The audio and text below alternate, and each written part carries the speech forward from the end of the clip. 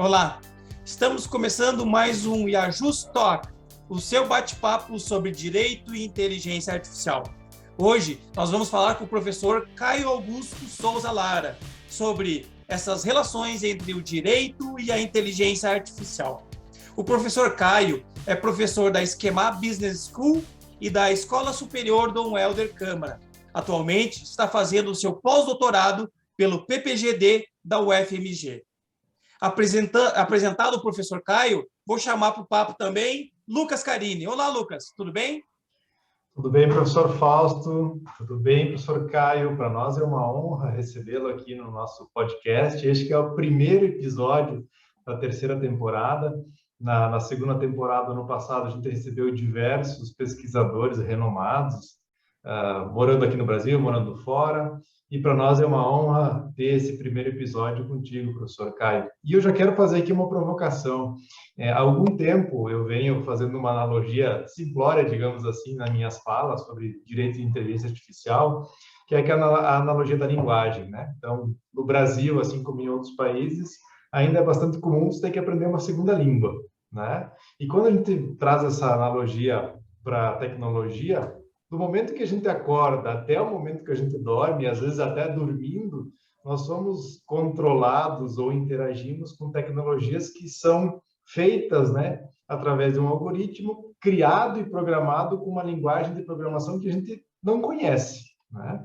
Eu queria ouvir um pouco do professor em relação a essa nova dicotomia ou essa nova realidade, né, da nossa sociedade. Como que o direito encara isso? Nós estamos preparados ou vamos ter que correr atrás?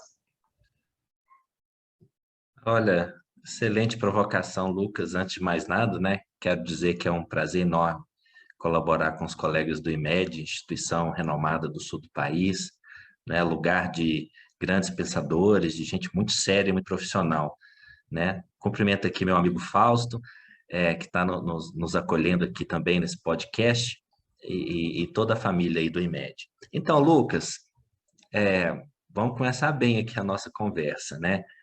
Alguns países com IDH mais avançado, eles já incluem a programação de computadores desde a educação primária, né? Você já tem experiências no mundo de ensinar, né, jovens linguagens das mais diversas no mundo da computação, Python, C++, né, linguagens de programação. Isso vai ser cada vez mais comum no futuro, né? As pessoas aprenderem não mais como um ensino técnico especializado ou numa faculdade, mas algo que vai compor a própria formação educacional da pessoa, né? Tamanha a fusão desse mundo digital com o mundo virtual. Na década de 90, né, o Castells, naquele livro fabuloso dele, Sociedade em Rede, ele falava, né, que a humanidade estaria nessa era da conexão, gerando uma inteligência coletiva com a ideia da internet, se vislumbrava, né, grandes transformações sociais com a internet. Mas ainda lá na década de 90 se tinha essa noção clara da diferença entre o mundo real e o mundo virtual. Hoje a gente não trabalha mais com essa perspectiva, né? Esses planos já se fundiram. Eu tenho lido muito um filósofo sul-coreano, radicado na Alemanha, né, professor da Universidade de Berlim, o Byung-Chul Han. O Han, ele diz, esses planos já se fundiram. Então, quem não dominar minimamente o futuro, né, linguagens relacionadas ao campo da tecnologia, não vai ter empregabilidade, como diz o Harari, né, não vai ter muita saída profissional, né? Uma outra questão que eu queria pontuar nessa pergunta sua, muito boa, Lucas, o pessoal do direito é um pouco avesso a grandes inovações. O direito é uma ciência clássica, profundamente clássica, e como é difícil as coisas mudarem no direito. Mas lá na Esquema, por exemplo, uma das faculdades que eu trabalho, eu tive a oportunidade de fazer parte da comissão que acabou de aprovar um novo curso lá no MEC de graduação. E no nosso curso de graduação, que eu chamo aqui menos o primeiro, pensado para o século XXI no direito, a gente vai ter disciplina de programação de computadores na grade curricular. Então, olha só, a gente já está olhando para frente. Então, o curso ele vai ter alguma disciplina com pegada tecnológica em todos os períodos, né? E especialmente uma de programação de computadores. Então, é o seguinte, numa sociedade do futuro em que juízes robôs existirão, escritórios de advocacia utilizarão, né, o IBM, o Watson, outros programas sofisticados de inteligência artificial para definir qual é o melhor argumento a ser utilizado para tal juiz ou tal tribunal, né, o profissional do direito ele vai ter que dominar essa linguagem, né? Ele vai ter que ter uma compreensão muito boa. Então, é esse novo mundo que se apresenta, Lucas, né, de muitos desafios para a área acadêmica, então nem se fala, né? Eu acho que vocês já são vacinados e sensibilizados dessa necessidade, né?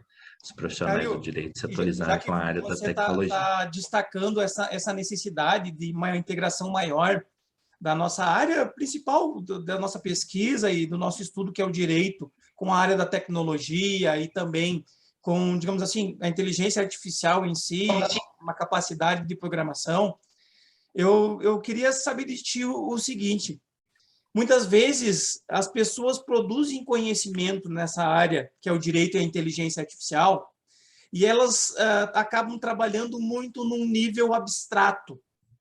Ou seja, as pessoas muitas vezes não entendem da questão concreta que está sendo tratada. Não sabem como que é o funcionamento de um programa, não sabem como é que é o funcionamento de técnicas de inteligência artificial. Como que você vê isso, essa relação? Essa é a grande barreira para o jurista poder efetivamente tratar de forma séria as relações entre direito e inteligência artificial?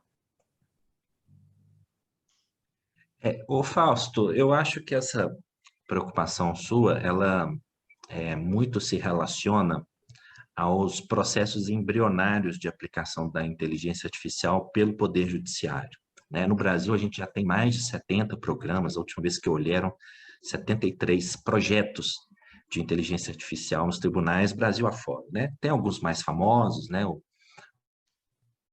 O do Supremo Tribunal Federal, o Victor, você tem o do STJ, aqui em Minas a gente tem um laboratório de inovação com a inteligência artificial novo, que foi criado há poucos dias pelo tribunal. Então, os juristas ainda não conseguem compreender muito bem as funcionalidades práticas da inteligência artificial. E te digo mais, honestamente falando, muitos desses 70 e tantos programas, ou até mais, de inteligência artificial no judiciário brasileiro sequer tratam de inteligência artificial, né? São programas, são softwares, às vezes classificadores, vamos falar de uma maneira que o público entenda, talvez não sejam tão inteligentes assim, né? Então, tem muito disso, do estágio atual de aplicação. Por outro lado, você tem experiências mais avançadas, né? No Brasil e no mundo, que trazem muita preocupação para a gente, né? Ficou famoso o caso lá do Compass, que é aquele algoritmo dos Estados Unidos, muito utilizado na persecução criminal, que ele calcula a chance de um réu, né, progredindo de pena, saindo do regime fechado para uma condicional, calcula a chance dele reincidir, cometer novos crimes. E esse algoritmo ele passou a considerar, não réus negros primários mais perigosos do que réus brancos reincidentes. Então, assim, por mais que seja uma inteligência artificial sendo utilizada já em larga escala em muitos estados americanos, você consegue visualizar novos problemas para o mundo jurídico, né? Como se falar em legítima defesa, em contraditório, se os profissionais do direito não vão compreender as linhas de programação, né? Como é que eu vou chegar para uma família que me contrata enquanto advogado e está lá um programa decidindo se ele vai poder ser solto ou não? Como é que eu vou poder recorrer ou compreender, né, os critérios utilizados para uma decisão judicial tomada por inteligência artificial. Então, é um mundo, né, muito louco, muito novo, aparecendo aí para nós profissionais do direito, né, Fausto? Mas eu acho que está muito ainda embrionário, sabe, na prática. A inteligência artificial, ela ainda não está nas comarcas de primeira instância, né? Ela ainda não está na justiça do dia a dia, ela não é próxima do jurisdicionado ainda. O dia que for, né, eu acho que essa a distância do aplicador do direito com a inteligência artificial vai diminuir bem. Professor Caio, esse teu exemplo do Compass, né, ele traz essa questão dos vieses algorítmicos, né? E teve uma parte da sua tese, a gente analisou, que me chamou muita atenção, né, principalmente a mensagem já que é transmitida no título lá do capítulo 4 lá da sua tese, que é do necessário controle social dos algoritmos. Confesso que me agrada muito ler isso e ouvir isso. Eu gostaria que o professor nos contasse um pouco da sua visão sobre esse controle dos algoritmos. Essa é uma discussão que se faz já há bastante tempo na filosofia, no cinema, desde os livros do Asimov, né, do Eu, Robô. O homem vai ser, né, subjugado pela máquina ou não. A última palavra deverá ser sempre dada por um ser humano. O ser humano deve ser a centralidade, né, de um judiciário que utilize a inteligência artificial para que os direitos sejam efetivos, né, e não minorias sejam perseguidas, discriminadas, porque a máquina ela vai reagir à programação. Se a programação for racista, misógina, homofóbica, ou se os dados em que ela trabalhar forem racistas, misóginos, homofóbicos, a justiça vai ser muito pior do que é, né? Porque a força da máquina, da inteligência artificial, ela vai elevar à enésima potência aquilo que for programado.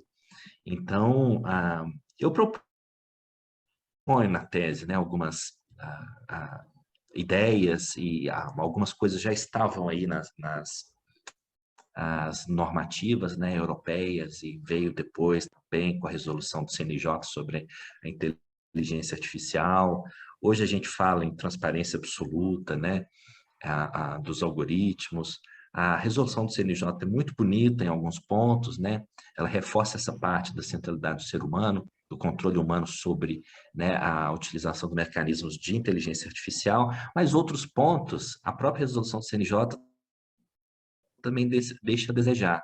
Por exemplo, tem um item lá, ela veio depois da minha tese, então eu não escrevi sobre isso na tese, mas ela diz lá o seguinte, que na criação da inteligência artificial para o Poder Judiciário, as equipes que forem programar, elas devem ser, na medida do possível, o mais plural, né, que se puder fazer. Então, que se tenha negros, mulheres, LGBTs, QIAP+, junto das comissões. Mas aí aparece lá o dispositivo abaixo desse artigo que fala assim, né, na impossibilidade disso acontecer, os técnicos do tribunal vão fazer com o pessoal que tiver, ou seja, não vai ter esse compromisso com a diversidade, né? Na prática não, porque os setores dos tribunais, eles já têm lá os servidores de carreira, né? Então, quem poderia fazer esse papel? A academia. Eu acho que a resolução do CNJ pecou nesse ponto, sabe, Lucas? Poderia ter envolvido mais a academias, as instituições de ensino superior, os PPGDs, porque é tudo muito novo, né? Eu vejo um pouco ainda alguns tribunais com receio de fazer esse diálogo aberto, né? Porque nós da academia, nós vamos provocar, né? Se a gente começar a perceber que mecanismos tecnológicos ou de inteligência artificial estejam prejudicando alguma minoria em especial, né? A gente vai dar o grito, né? E a justiça brasileira... E a resolução do CNJ tem um detalhe, né? Não se aplica ao STF. Pois é. Tem isso ainda. Então, assim, a justiça brasileira, ela sofre, em geral, muitas críticas do mundo da sociologia, principalmente da sociologia jurídica, né? Com esses problemas estruturais, o racismo estrutural no Brasil, né? 65% dos presos são jovens negros periféricos, a gente conhece essas distorções. Então, a gente já tem problemas graves, né, na justiça brasileira para resolver. E se a inteligência artificial for utilizada e programada nas mesmas bases em que a justiça humana falha já atua, as falhas serão ainda maiores e não menores, né? Então, nesse ponto, Lucas, tem que ter o controle social, né? Você tem que ter grupos humanos, você vai ter que estabelecer dentro dos programas dos tribunais, dos projetos, né, filtros humanos, principalmente nesse primeiro momento. Lá na frente, hoje eu já penso o seguinte, a justiça só tem como deixar de ser, né, racista, por exemplo, na persecução criminal, se for o juiz robô, porque juízes humanos serão, né? Ou nunca deixaram de ser. Caio, eu acho que esse é um Ou seja, ponto muito interessante e eu queria te muito provocar interessante. quanto a isso. A gente discute muito o uso da inteligência artificial no Poder Judiciário e a nossa conversa enveredou para essa temática no que diz respeito à reprodução de vieses, a como que nós vamos ter um controle sobre a produção desses programas, como que nós vamos ter essa capacidade de transparência, até me arrisco a dizer explicabilidade, mas eu queria te provocar no seguinte sentido, 2 aspectos. Primeiro aspecto, talvez eu queria te ouvir, você consegue entender a possibilidade do uso da inteligência artificial para além daquelas questões rotineiras? E aí eu vou também colocar nessas questões rotineiras casos repetitivos. Para além desses casos repetitivos e questões rotineiras, você consegue enxergar o uso da inteligência artificial no Poder Judiciário para isso? E segundo, e aqui talvez a mais polêmica, Caio, como que você está enxergando esse anseio do Poder Judiciário na busca incessante de apresentar novos projetos, novos laboratórios, nova tecnologia, como uma forma de mostrar a sua eficiência? O judiciário ele vai querer inovação sempre, até porque é um comando constitucional, né? Para dar resposta a esse passivo de processos que incomoda a sociedade, né? O Boaventura vai falar muito bem disso nos seus textos, Boaventura Sousa Santos, né? Ele fala da morosidade judicial, morosidade ativa ou passiva, né? Ele vai trabalhar de diversas formas disso brilhantemente no texto dele. Então, a inteligência artificial, ela pode sim contribuir muito para o judiciário, fazer uma prestação jurisdicional mais rápida, eficiente, efetiva e com menos custo para a sociedade. Nós, jurisdicionados, eu que não faço parte do judiciário, eu quero uma justiça rápida, que não me custe tanto enquanto contribuinte. A justiça brasileira é um monstro de tribunais, de prédios, não é? Enquanto estrutura de Estado, ela é muito cara, pesada, a gente tem que ser honesto aqui na avaliação.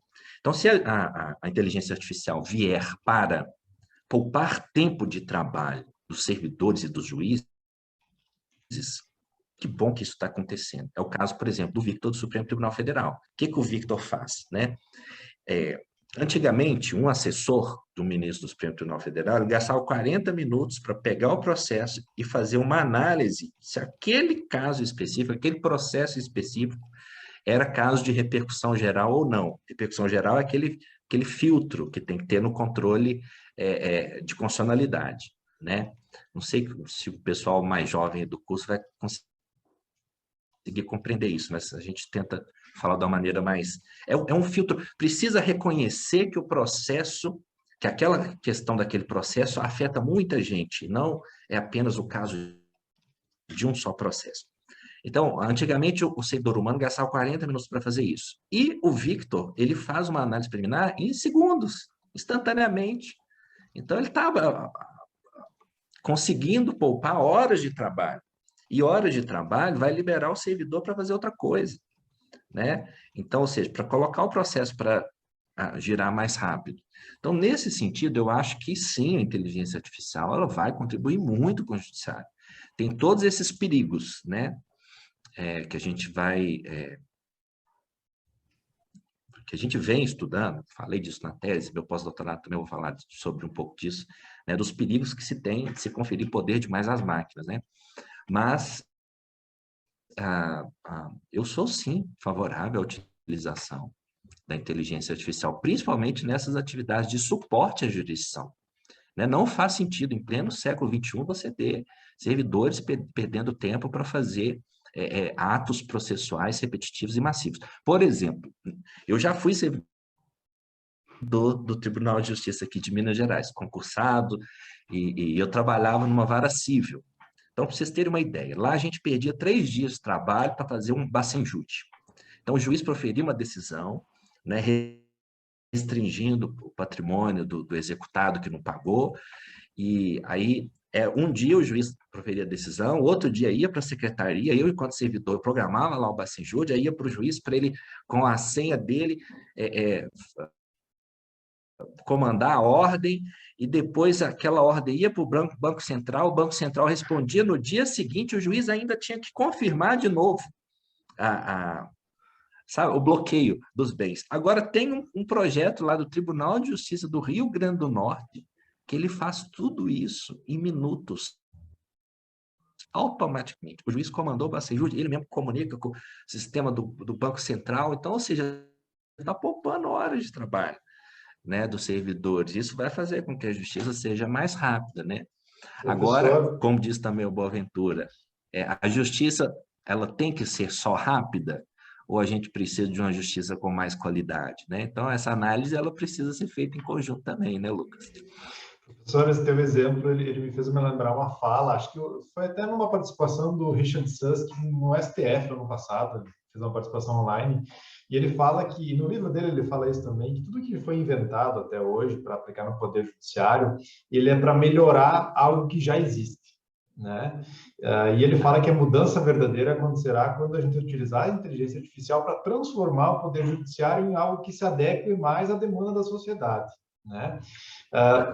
Fazendo um recorte nessa linha de raciocínio, o professor acha que a estrutura do Poder Judiciário no Brasil hoje, ela dá conta de cuidar dessas novas demandas que envolvem tecnologia e que o Judiciário vai ter que resolver? Ou nós precisaríamos criar uma justiça especializada para isso, né? Assim como temos Justiça do Trabalho, Justiça Civil, Justiça Federal, será que teremos que ter uma justiça da inteligência artificial no Brasil? Caramba! Não, eu sou contra você se criar mais estrutura judiciária. Eu sou a favor de uma simplificação no futuro, né? Porque a justiça, o cidadão tem que compreender a justiça de uma maneira mais simples, né? Mas eu vejo alguns problemas graves aí na implementação da justiça com a inteligência artificial. Uma primeira é uma concepção dos magistrados mesmo, né? Com formação antiga, você vai ter uma demanda muito grande de educação, né, para servidores e para magistrados, capacitação, né? E não é fácil. São poucos professores que trabalham temática com o nível desejado no Brasil, né? As escolas de magistratura vão passar apertado para fazer esses cursos, né? Você tem uma grande demanda, né? Agora, como que os tribunais vão resolver? Cada um vai ter que dar o seu jeito, né? Aqui em Minas, o TJ tem corrido muito atrás, viu? É um tribunal que está muito aberto. Eu conversei recentemente com o doutor Rodrigo, que é um juiz que está auxiliando lá a primeira vice-presidência aqui no TJ de Minas, que cuida da inovação dessa parte aqui, e eles têm feito um trabalho muito bom, sabe? O tribunal está investindo nesse laboratório, criaram aqui o Y-Lab, né, que é o laboratório de inovação, e aí você vai ter que ver a realidade de cada lugar. Não sei se os tribunais menores vão ter condição de fazer isso, porque aqui em Minas, o TJ de Minas é um monstro de tamanho, né? Super tribunal, em termos de números, recursos, é um tribunal muito bem estruturado. Agora, de estados menores, não sei como que isso vai ser feito. Talvez o CNJ vai ter que encabeçar isso, né? Esse programa de modernização, de implementação da inteligência artificial e também do controle, né? O CNJ vai ter que fazer esse papel de controle também. né, de eventuais práticas né, fora da curva, mas o judiciário, as boas práticas têm que ser compartilhadas, né? Esse aqui é um outro ponto também. A gente vai pensar num judiciário do futuro em que uma única inteligência artificial vai tomar conta de tudo, ou a gente vai conviver num ecossistema de inteligências artificiais diferentes, né? E te falo mais, a gente vai admitir que cada juiz ou cada desembargador tem a sua própria inteligência artificial, porque é um ponto interessante demais, Fausto e Lucas, para a gente pensar para o futuro, né? Que aqui a gente está num debate livre de ideias, então vamos pensar longe. Se for uma única inteligência artificial para o judiciário todo, a gente não precisa de grau recursal, porque a inteligência artificial deu uma decisão, eu vou recorrer para ela mesma, então eu acabaria com, sabe, segundo grau com tribunais superiores, para quê? Né? Então tem esse ponto também de conversa. Qual que vai ser o caminho? Né?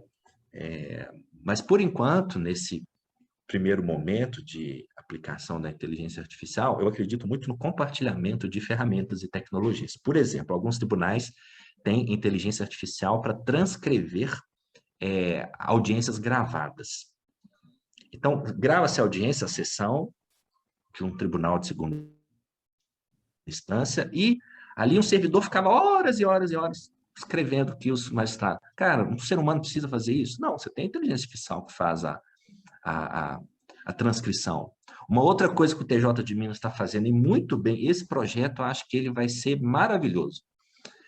O TJ de Minas vai cotar, né, esse projeto está sendo gestado ainda, né, lá na gestão da inovação, vai ser um chatbot para interação com o jurisdicionado. Por que eu acho que esse projeto é um super projeto de acesso à justiça? Porque grande parte do nosso tempo lá em secretaria, na minha época lá de vara civil, né, a gente gastava para responder perguntas muito simples. A parte vai lá no balcão do fórum para perguntar se já teve sentença no processo dela. A parte vai estar lá para perguntar se o juiz, né, já decidiu, ou se, né, o oficial de justiça achou algum patrimônio. Então, perguntas muito simples de serem respondidas, mas que demandam horas de trabalho de um servidor.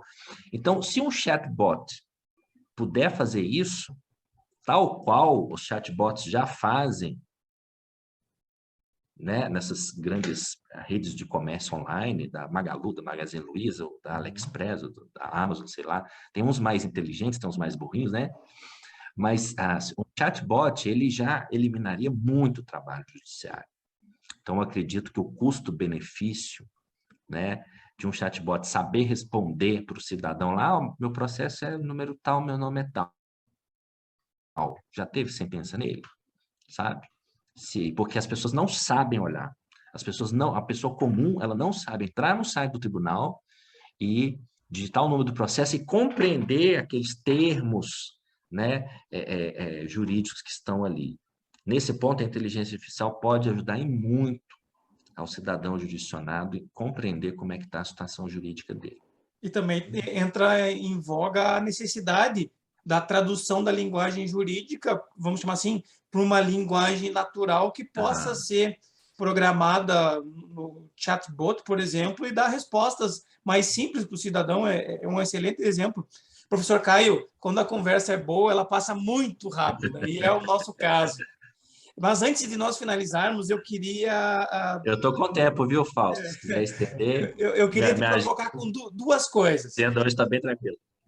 A minha primeira provocação diz respeito a algo que você mencionou para mim no nosso backstage, que é a sua pesquisa agora está voltada para discutir questões do metaverso.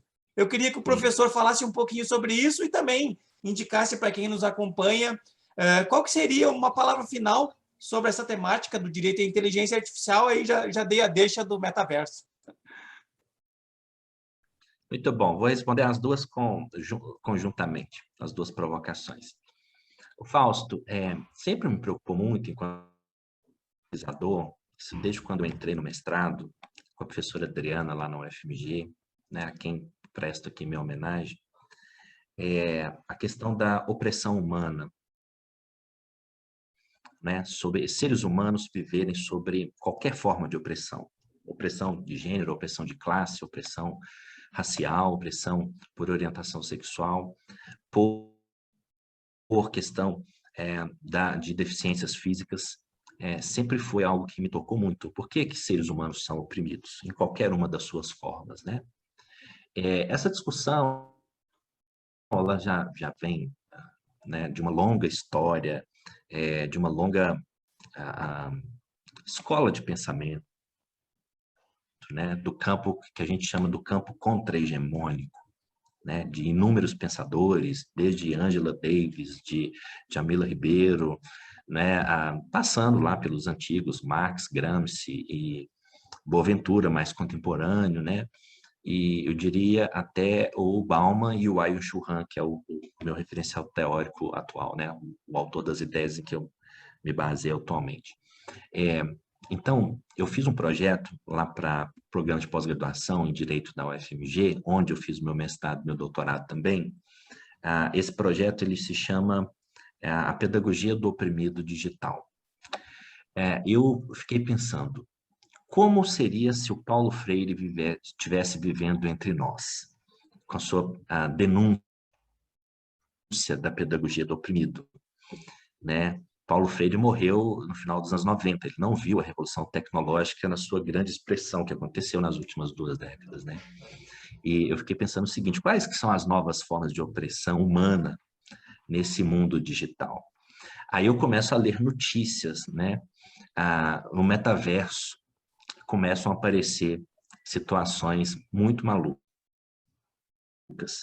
de abuso sexual dentro do metaverso, né? Discussões que o direito ainda não dá conta de compreender em sua plenitude. O corpo digital, ele é sujeito de direitos? A menina que teve lá, que foi assediada, teve seu corpo digital assediado, ela pode representar, né, contra o opressor que estava dentro do metaverso? Nós vamos conviver e vamos admitir que no metaverso existam espaços de exclusão social, nós vamos ter áreas VIPs dentro do metaverso, não tem dúvida, isso vai ser cobrado, isso vai ser caro, o metaverso não vai ser acessível para todos, né? Então a gente vai reviver os dramas da opressão social, mas agora em novo formato, no formato digital.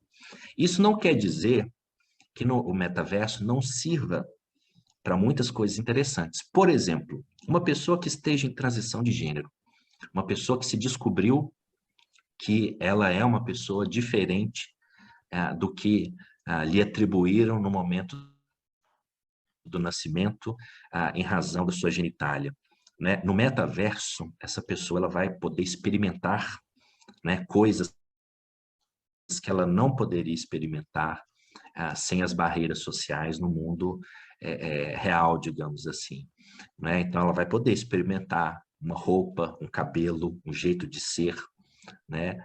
Então, me encanta muito essas possibilidades que o metaverso coloca para os seres humanos, né? A tecnologia nem é de todo ruim, né?